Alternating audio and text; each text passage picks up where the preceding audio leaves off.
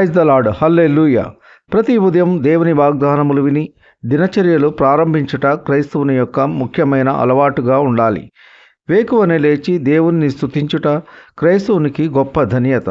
ఈ దినమునకు ఏర్పాటు చేయబడిన వాక్య భాగము సామెతల గ్రంథము 3వ అధ్యాయము 6వ వచనం. నీ ప్రవర్తన అంతటి యందు ఆయన అధికారమునకు ఒప్పుకొనుము, అప్పుడు ఆయన నీ త్రోవలను సరళము చేయును. ఆమెన్. హల్లెలూయా.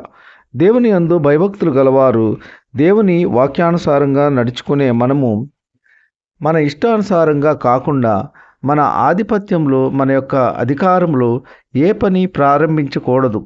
సమస్త విషయములలో దేవుని అధికారిగా ఉంచినప్పుడు సమస్తము దేవుడు చూసుకుంటారు. మన ప్రవర్తన విషయములో కూడా దేవుని అధికారమునకు ఒప్పుకోవాలి. మన ఇష్టానుసారంగా ప్రవర్తించుటము కాకుండా దేవునికి ఇష్టమైన రీతిలో ప్రవర్తించినప్పుడు మన యొక్క ప్రతి అవసరము, అక్కరలు, కొరతలు తీర్చగలరు.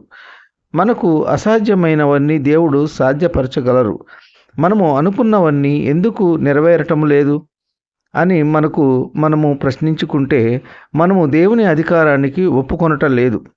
ప్రతి ఆదివారం ప్రార్థనకు వెళ్ళి ఆరాధనలో పాల్గొంటున్నాము, పాటలు పాడుచున్నాము, వాక్యము చదువుచున్నాము, వాక్యము వింటున్నాము, కానీ దేవుని అధికారానికి ఒప్పుకొనటం లేదు. మనము నిజంగా ఎప్పుడైతే ప్రతి విషయంలో దేవుణ్ణి అధికారిగా ఉంచుతామో అప్పుడే మనము అనుకున్నవన్నీ నెరవేరుతాయి. మన ప్రవర్తన విషయంలో కానీ మనము చేసే ప్రతి పనిలో దేవుడిని ముందు ఉంచి మన పనులు ప్రారంభించాలి.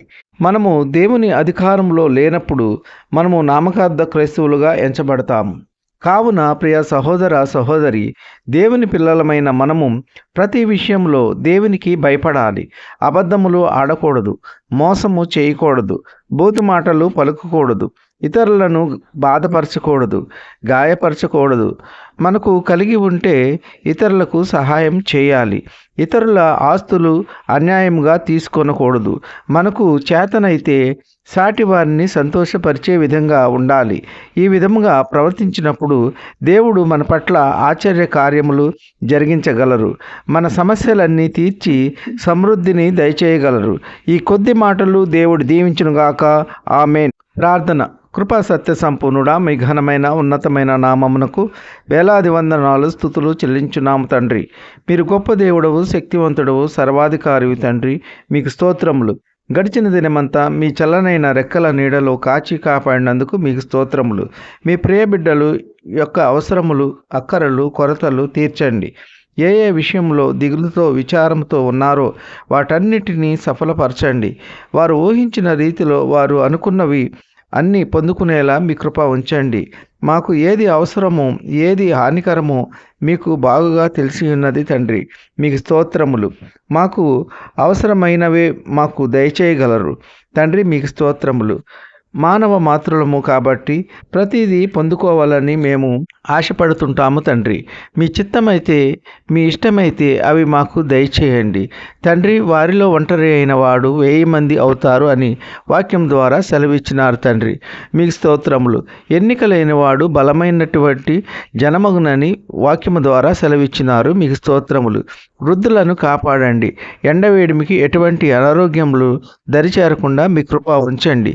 ఉద్యోగము లేని బిడ్డలకు ఉద్యోగములు దయచేయండి. వివాహములు కాని బిడ్డలకు వివాహములు దయచేయండి.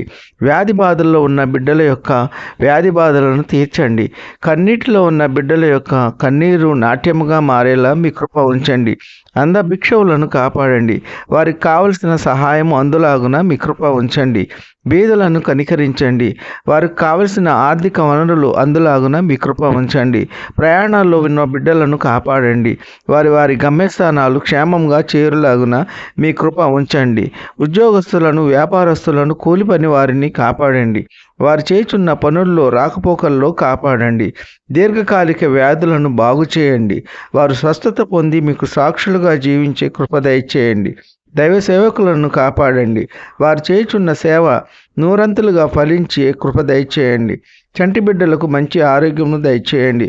గర్భఫలం లేని బిడ్డలకు గర్భఫలం దయచేయండి. ప్రతి ఒక్కరూ మారు మనసు పొంది మీకు సాక్షులుగా జీవించే కృప దయచేయమని ప్రభువైన యేసుక్రీస్తు పేర వేడుకుంటున్నాము తండ్రి.